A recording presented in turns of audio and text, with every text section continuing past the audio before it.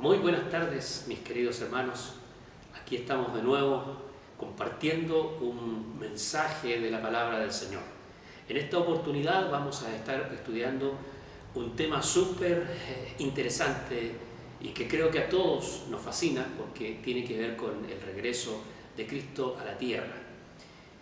¿Cuánto más tardará en volver el Señor Jesucristo y cuáles son las razones de este tiempo de espera?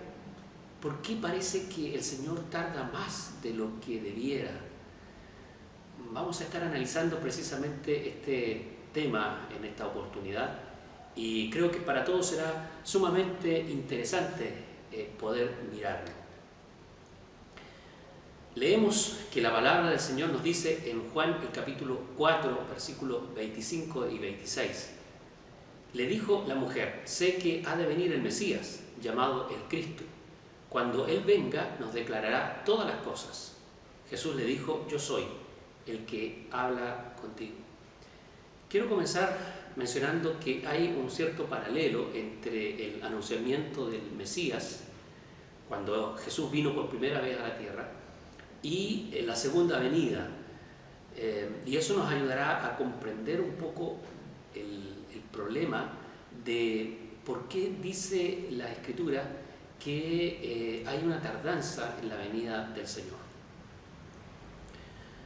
Si ustedes analizan y se recuerdan, la primera venida de Cristo, o la venida del Cristo, mejor dicho, fue anunciada en el Antiguo Testamento largamente. Y cuando los discípulos y la gente que conoció a Jesús estuvo frente a Él, ellos tenían ciertos antecedentes que manejaban respecto de el Cristo y de su venida. El versículo que acabo de leer nos muestra a una mujer que dice que sabe que ha de venir el Mesías y que cuando el Cristo, el ungido de Dios, que ese es el significado de la palabra Cristo, significa ungido, cuando Él venga, dice la mujer, nos declarará todas las cosas. Entonces ella tenía antecedentes de que estaban esperando que viniera el Cristo. Y resulta de que los hombres de esa época esperaban el cumplimiento de la promesa de la palabra de Dios y ya llevaban muchos años esperando que esto fuera una realidad. Pero ¿entendía realmente la gente lo que leía en las Escrituras del Antiguo Testamento? ¿Lo entendían los discípulos? ¿Lo entendían los rabinos, los eruditos de aquella época? ¿Comprendían exactamente quién era la persona, cómo iba a ser en la venida de Jesús? ¿O solamente esperaban ellos que viniera este Cristo y tenían una cierta dimensión equivocada respecto de la figura de Jesús, de la figura del Cristo?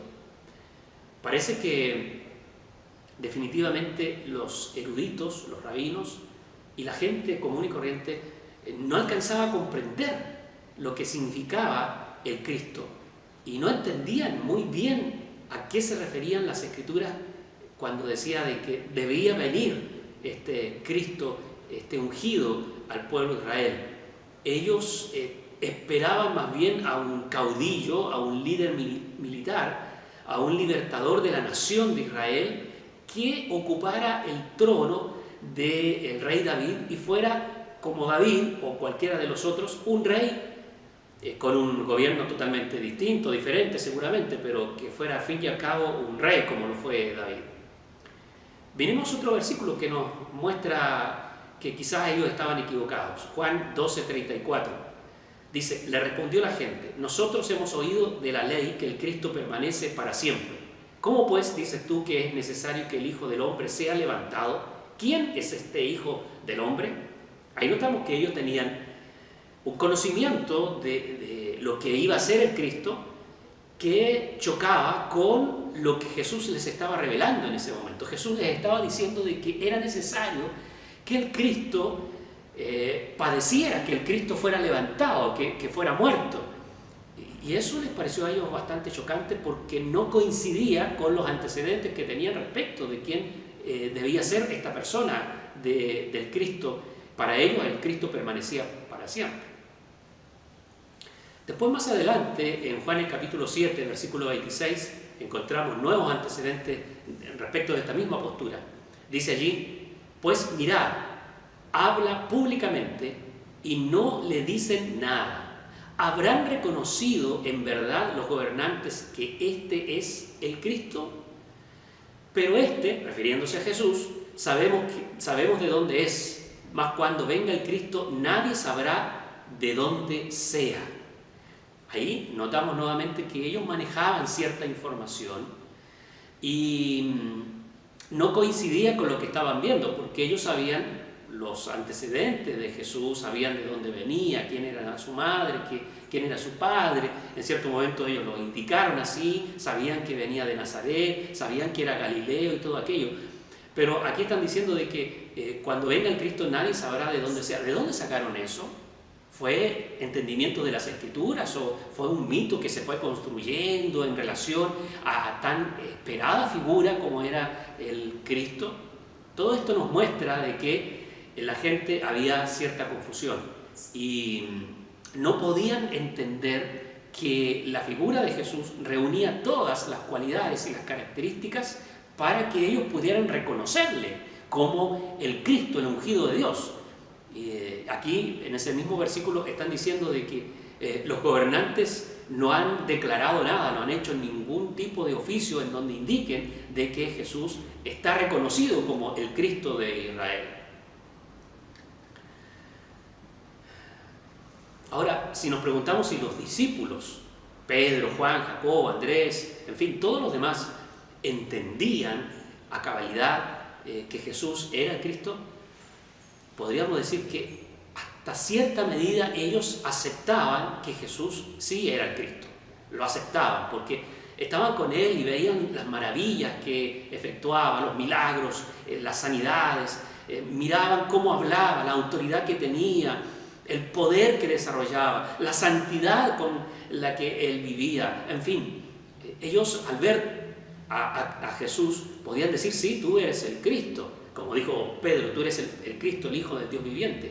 Pero entendían completamente que Jesús era el Cristo y entendían el funcionamiento y entendían el cumplimiento y el propósito que traía Jesús. Yo creo que no. Porque, mire, en Mateo el capítulo 16, versículo 21 y 22, el evangelista Mateo nos entrega una cosa realmente fuerte. Dice: desde entonces comenzó Jesús a declarar a sus discípulos, a los suyos, que le era necesario ir a Jerusalén y padecer mucho de los ancianos, de los principales sacerdotes y de los escribas, y ser muerto y resucitar al tercer día. Eso está diciendo Jesús: es necesario que esto y esto y esto acontezca. ¿Y cuál es la respuesta de Pedro? Entonces Pedro, dice el versículo 22, entonces Pedro, tomándolo aparte, comenzó a reconvenirle, a llamarle la atención, diciendo: Señor, ten compasión de ti, en ninguna manera esto te acontezca. ¿Entendía? Nada.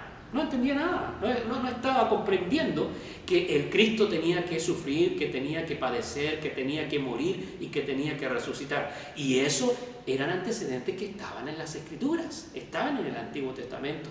Y ellos llevaban siglos enseñándose, siglos aprendiendo de las Escrituras y guardando la ley, pero no habían logrado comprender cómo es que era el proceso de la primera venida del Señor. En Lucas, el capítulo 24, versículo 21, cuando ya Jesús está muerto, ¿verdad? Y ha pasado un día, 2 días, está ocurriendo la resurrección. No todos se han enterado de que Jesús ha resucitado, y hay 2 hombres que van camino a una aldea llamada Emaús. Usted la conoce, el relato está en Lucas 24. Y ellos le dicen a Jesús, que los va acompañando, pero ellos no saben que es precisamente el Señor, le dicen: nosotros esperábamos que Él era el que había de redimir a Israel. Y ahora, además de todo esto, hoy ya es el tercer día que esto ha acontecido. ¿Qué nos está diciendo?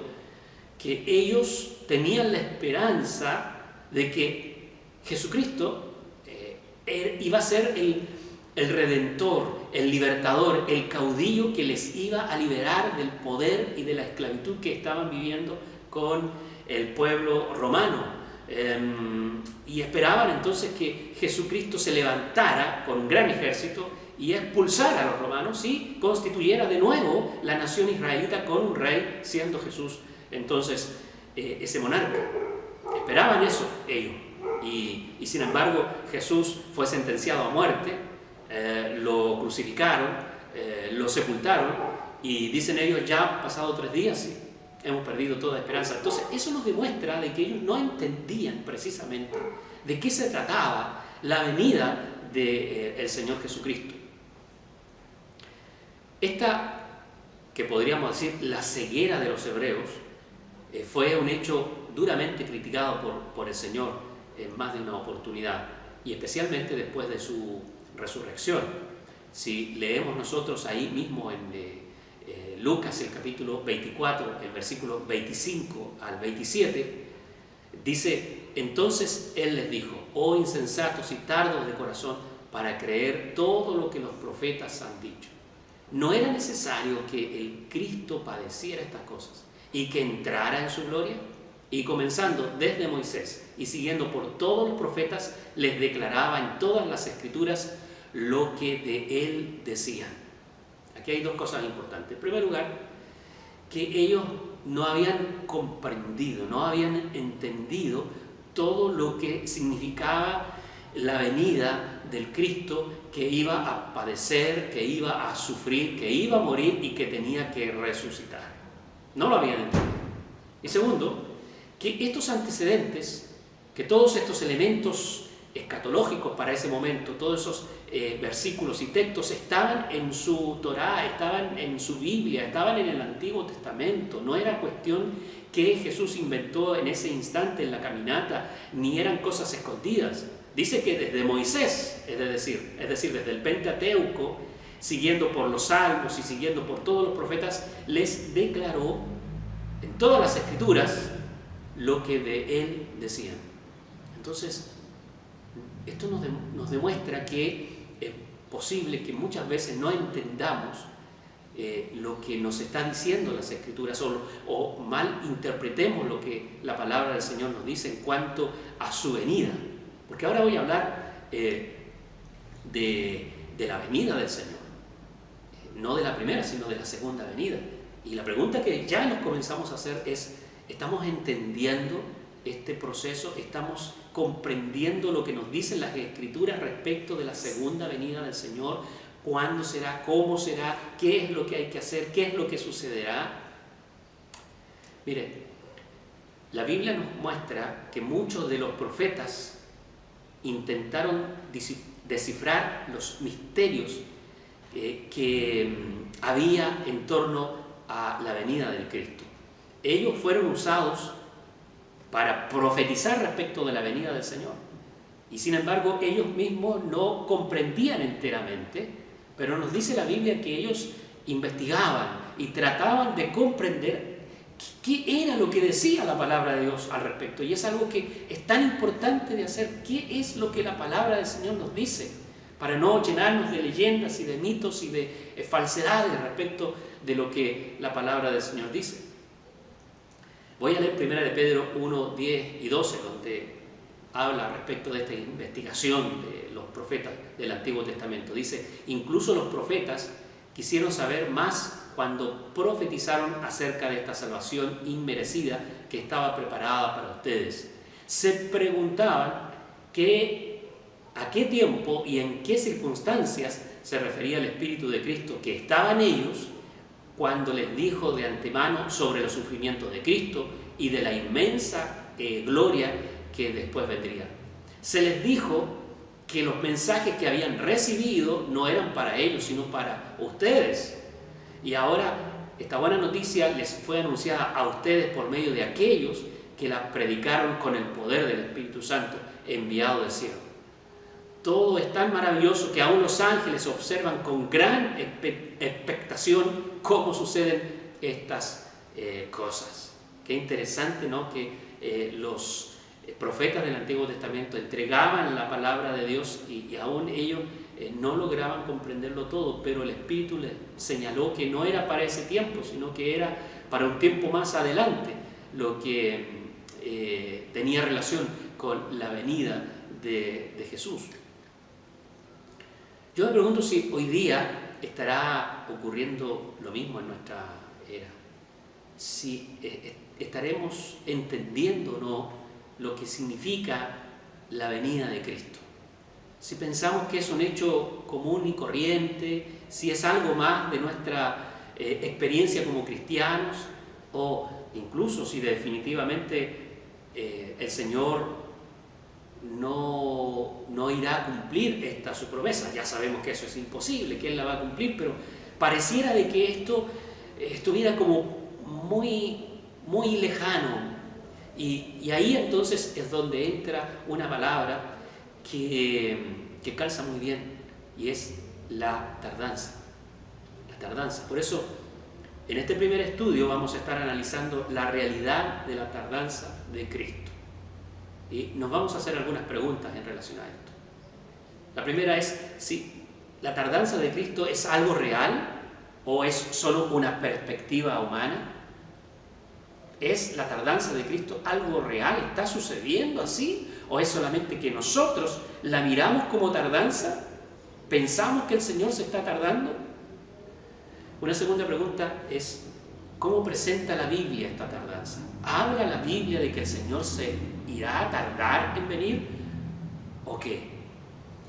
Y una tercera pregunta que es sumamente importante es, ¿cuáles son las razones que hacen que Cristo tarde tanto en venir? ¿Hay razones para que exista esta tardanza que es o no real? ¿O simplemente al Señor se le escapó el tiempo y está dejando que las cosas sigan su curso normal? ¿Qué hay de eso?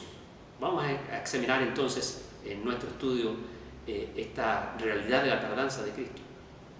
Y en un segundo estudio vamos a estar viendo las condiciones de los creyentes en los últimos tiempos.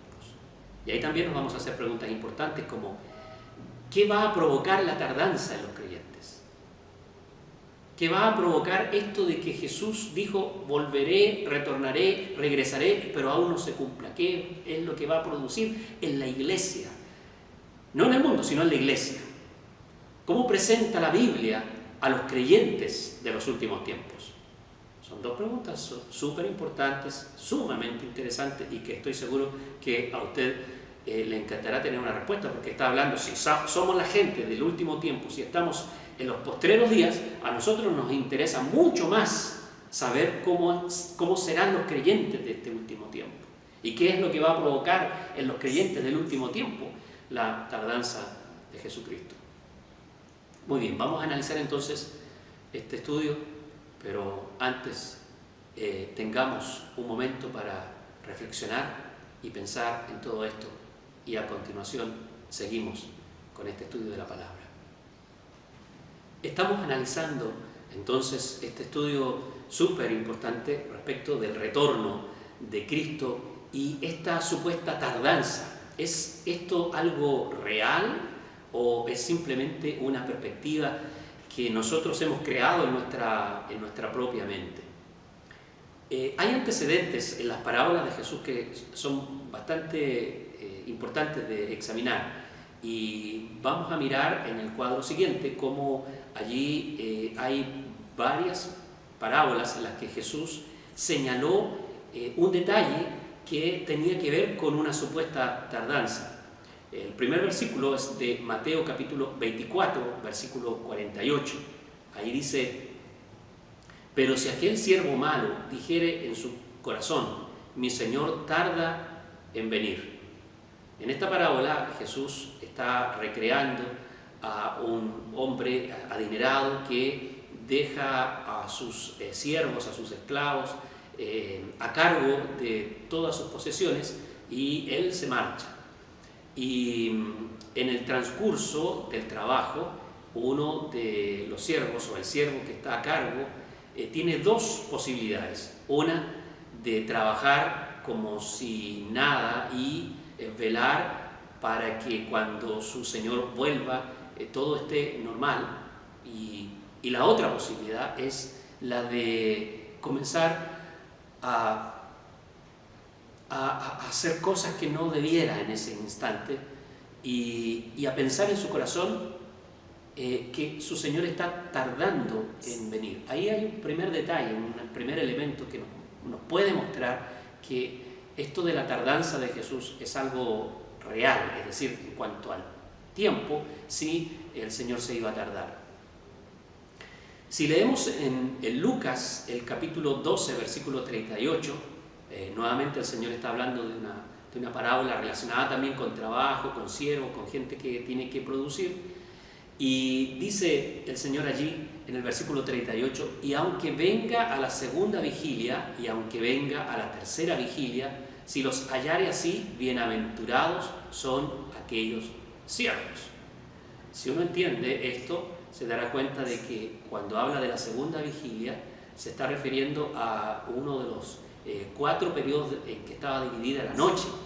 Y la tercera vigilia es todavía ya más cercana a la madrugada. Por lo tanto, ahí está indicando de que sí hay un elemento de tardanza, que los guardias, los siervos, los trabajadores debían estar atentos y estar esperando hasta que su Señor llegara, aun cuando se demorara mucho más, como está explicando él en la misma parábola.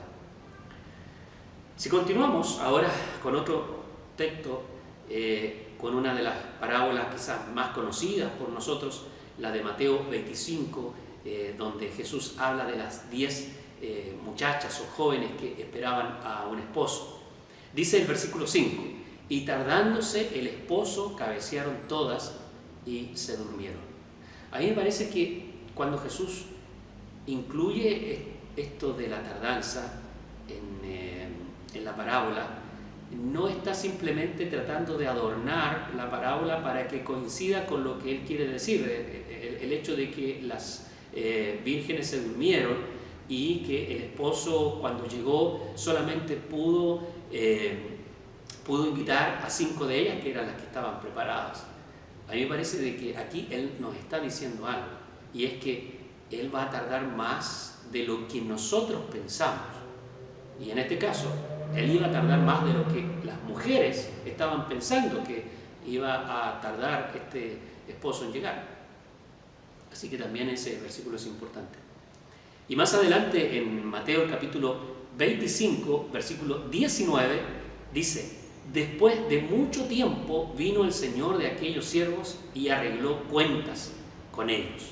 Otra vez, otra parábola que tiene que ver con el mismo tema, con el tiempo del fin y con el cumplimiento de la promesa del retorno de Cristo. Él está diciendo que Él volverá y señala entonces en esta parábola que nuevamente hay un elemento de tiempo que se alarga y que hace que el que debía llegar no aparece por ninguna parte.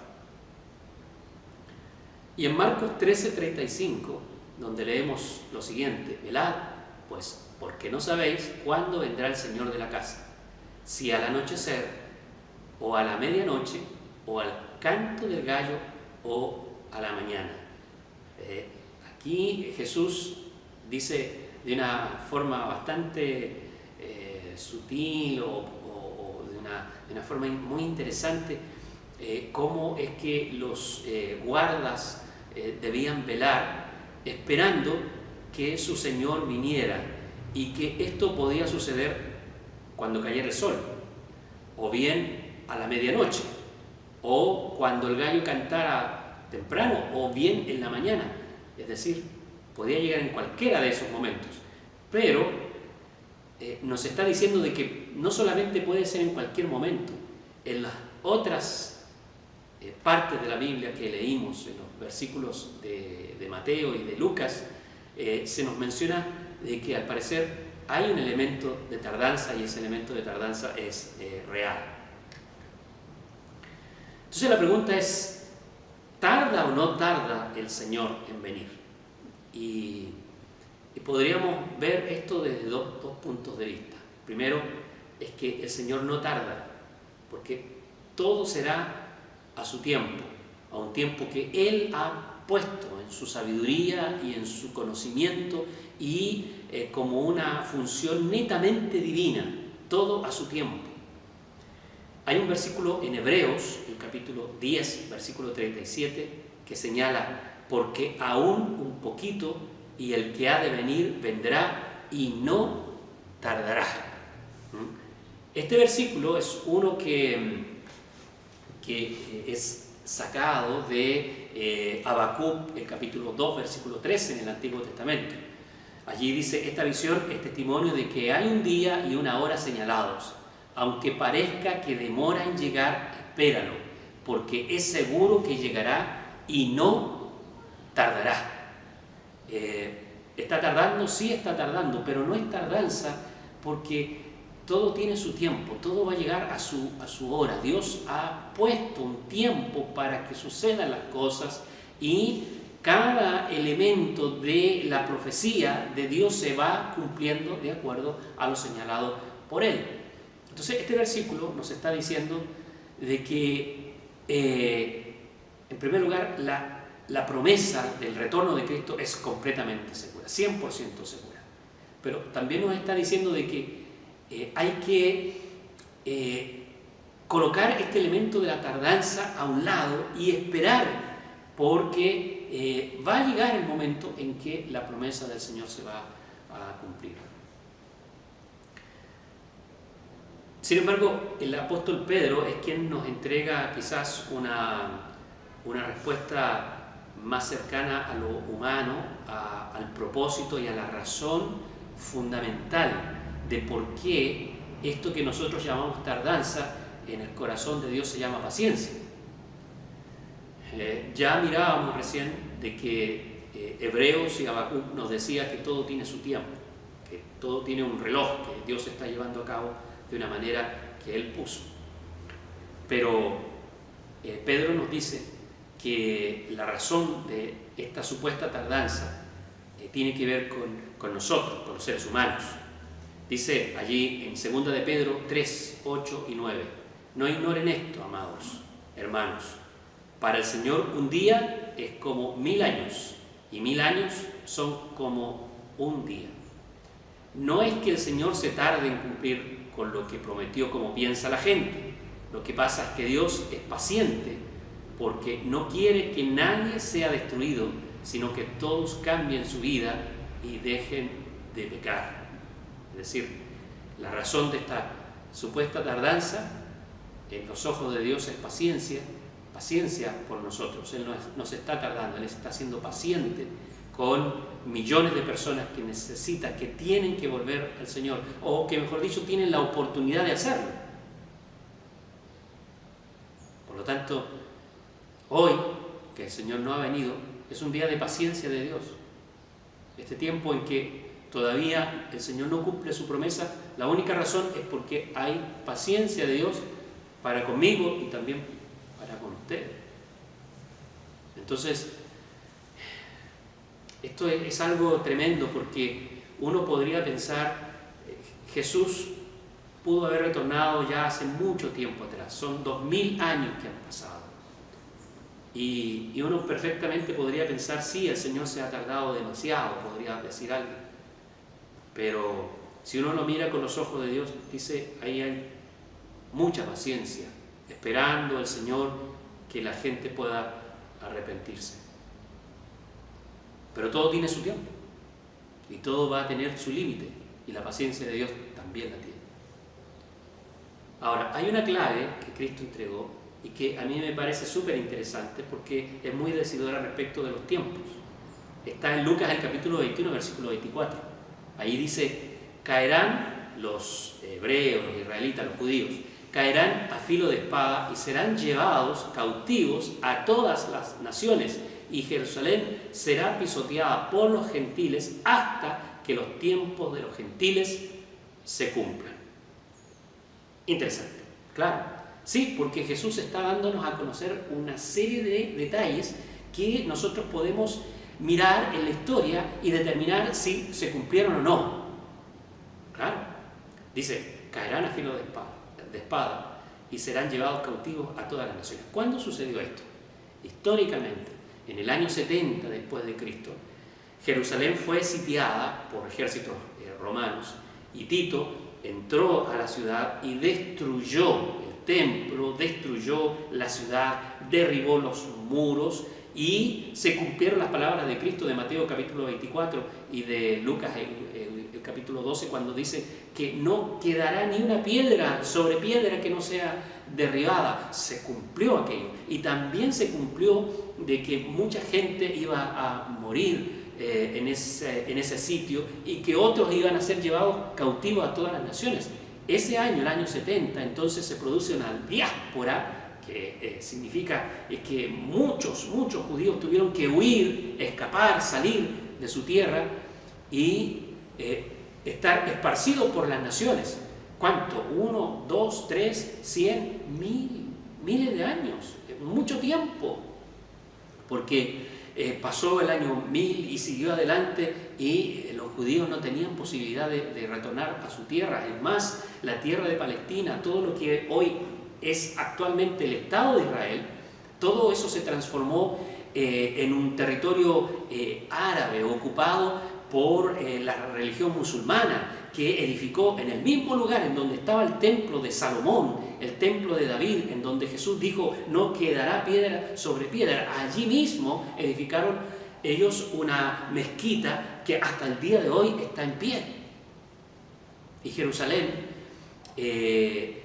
aún no es la capital completa del Estado de Israel, aun cuando sucedió algo muy importante en 1948.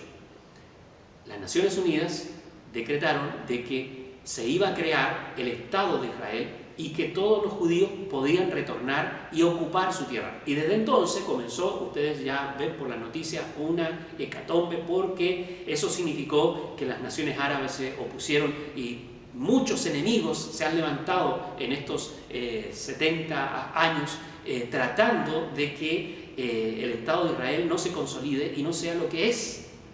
Y en este tiempo, precisamente, Israel tuvo su capital en Tel Aviv, me parece que es allí en la costa, ha tenido su capital porque no ha podido ocupar Jerusalén completamente. Y las palabras de Cristo todavía siguen cumpliéndose, porque dijo, será pisoteada por los gentiles hasta que los tiempos de los gentiles se cumplan. Es interesante eso. Entonces, porque estamos viendo de que el pueblo de Israel ha retornado a su tierra. Han pasado cerca de 70 años. Y en ese tiempo Israel ha ido ocupando más y más su territorio.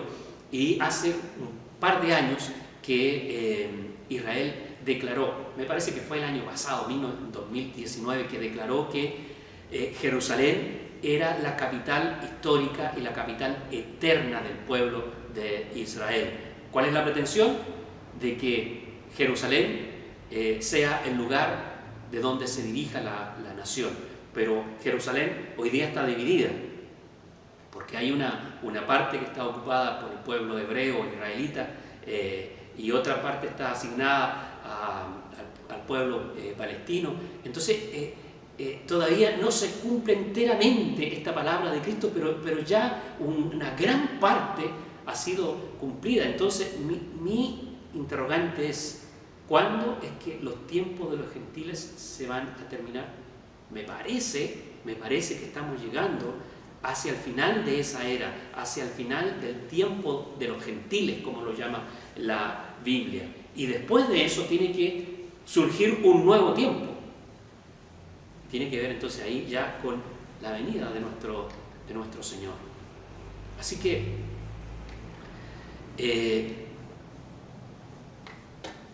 este elemento de la tardanza ya está llegando a su fin.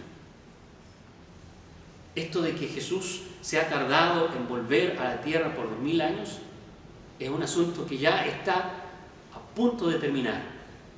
Y yo veo en la Biblia que Él nos vuelve a decir que hay que velar, que hay que estar preparados, que hay que estar despiertos, que hay que estar vigilantes y que hay que estar conectados con Dios al 100%. Jesús va a retornar. Téngalo 100% seguro. El tiempo se está cumpliendo y aún lo que hemos llamado tardanza ya también se está cumpliendo, porque desde la perspectiva humana podemos pensar, sí, se ha tardado, pero Dios nos dice, yo he tenido paciencia, pero eso también está por terminar.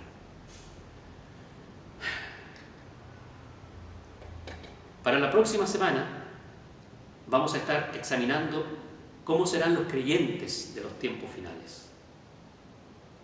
¿Cuáles serán las características que tendrán esos creyentes? La Biblia nos da señales que ocurrirán en diversas áreas de la humanidad. El Nuevo Testamento nos muestra cómo será el mundo antes del retorno de Cristo. Pero, ¿dice la Biblia algo respecto de cómo serán los creyentes de los tiempos finales? ¿Es posible señalar qué número de creyentes será quitado de la tierra en el retorno de Cristo? Esas son preguntas muy relevantes, trascendentales, que espero que usted y yo podamos contestar la próxima semana en nuestro estudio. Pero ahora reflexionemos y pensemos. Si por tantos y tantos años, 2 y más siglos, 21 siglos, 2 milenios, la promesa del retorno de Cristo no se ha cumplido, ¿qué habremos entendido mal? ¿Cómo está nuestra vida hoy? ¿Estamos listos y preparados? ¿O solamente estamos preparados para vivir una epidemia? Dios nos ayude, Dios nos guarde y el Señor nos haga reflexionar profundamente acerca de esto. Amén.